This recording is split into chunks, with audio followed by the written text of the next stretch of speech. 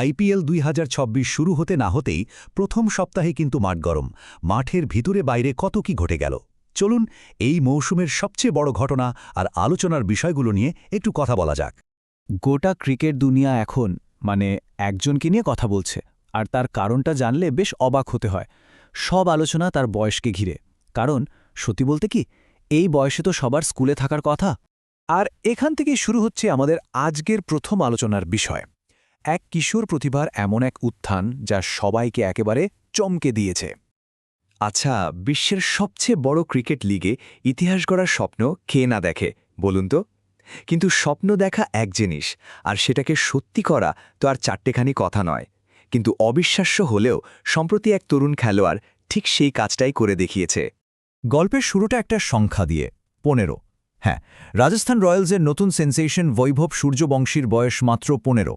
ভাবা যায়? এই তো মাত্র গত মাসেই ছেলেটা ভারতের অনূর্ধ্ব ১৯ বিশ্বকাপ জয়ী দলের একজন গুরুত্বপূর্ণ সদস্য ছিল।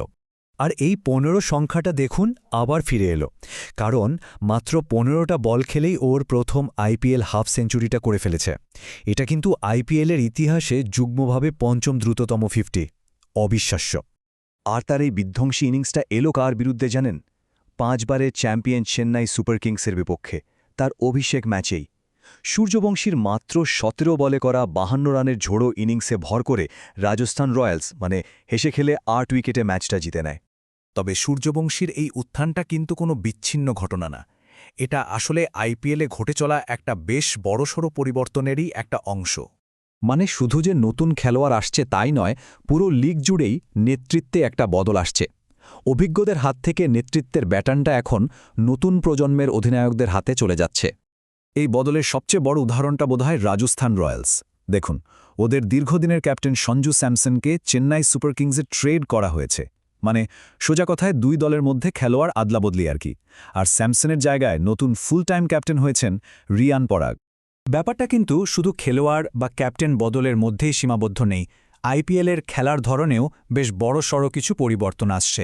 কিছু গুরুত্বপূর্ণ নিয়মকানুন বদলে যাচ্ছে। এর মধ্যে সবচেয়ে বেশি যে নিয়মটা নিয়ে কথা হচ্ছে, এমনকি বিতর্কও হচ্ছে, সেটা হলো ইম্প্যাক্ট প্লেয়ার রুল। সত্যি বলতে এই নিয়মটা দলগুলোর স্ট্র্যাটেজি আর খেলার গঠনটাকেই একেবারে আমূল বদলে দিয়েছে।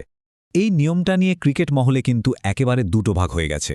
একদল বলছে এর ফলে খেলাটা আরও বেশি ট্যাকটিক্যাল আর উত্তেজনাপূর্ণ হয়ে উঠেছে, কিন্তু অন্যদিকে অক্ষর প্যাটেলের মতো সিনিয়র খেলোয়াড়রা আবার বেশ চিন্তিত। তাদের মতে এই নিয়মের জন্য অলরাউন্ডারদের গুরুত্ব কমে যাচ্ছে।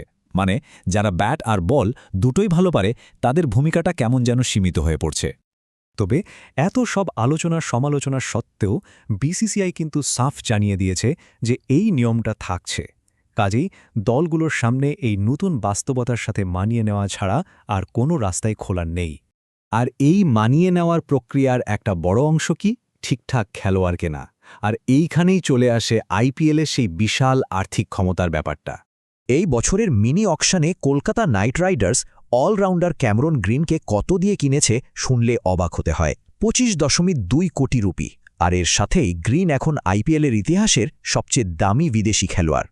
আসলে ক্যামেরন গ্রিনের এই রেকর্ড দামটা কিন্তু হুট করে হয়ে যাওয়া কোনো ঘটনা নয়। এটা পরিষ্কার বুঝিয়ে দিচ্ছে যে আইপিএলের ফ্র্যাঞ্চাইজিগুলো শুধু আজকের দিনের জন্য নয়, বরং ভবিষ্যতের দল গোছানোর জন্য বিশাল অঙ্কের টাকা ঢালতে পুরোপুরি প্রস্তুত। তাহলে এই যে নতুন তারকা, নতুন ক্যাপ্টেন আর নতুন সব নিয়মকানুন, এই সব মিলিয়ে এবারে ট্রফির লড়াইটা কেমন জমে উঠেছে? চলুন প্রথম সপ্তাহের পর পয়েন্ট টেবিলে একবার চোখ বুলিয়ে নেওয়া যাক। প্রথম সপ্তাহের খেলা শেষে বৈভব সূর্যবংশীর সেই অসাধারণ পারফরম্যান্সের সৌজন্যে রাজস্থান রয়্যালস বিশাল একটা নেট রান রেট নিয়ে টেবিলের একেবারে শীর্ষে রয়েছে। আর তাদের ঠিক পরেই আছে গতবারের চ্যাম্পিয়ন রয়্যাল চ্যালেঞ্জার্স বেঙ্গালুরু। সব মিলিয়ে এবারের মৌসুমটা কিন্তু একটা খুব ইন্টারেস্টিং প্রশ্নের সামনে এসে দাঁড়িয়েছে।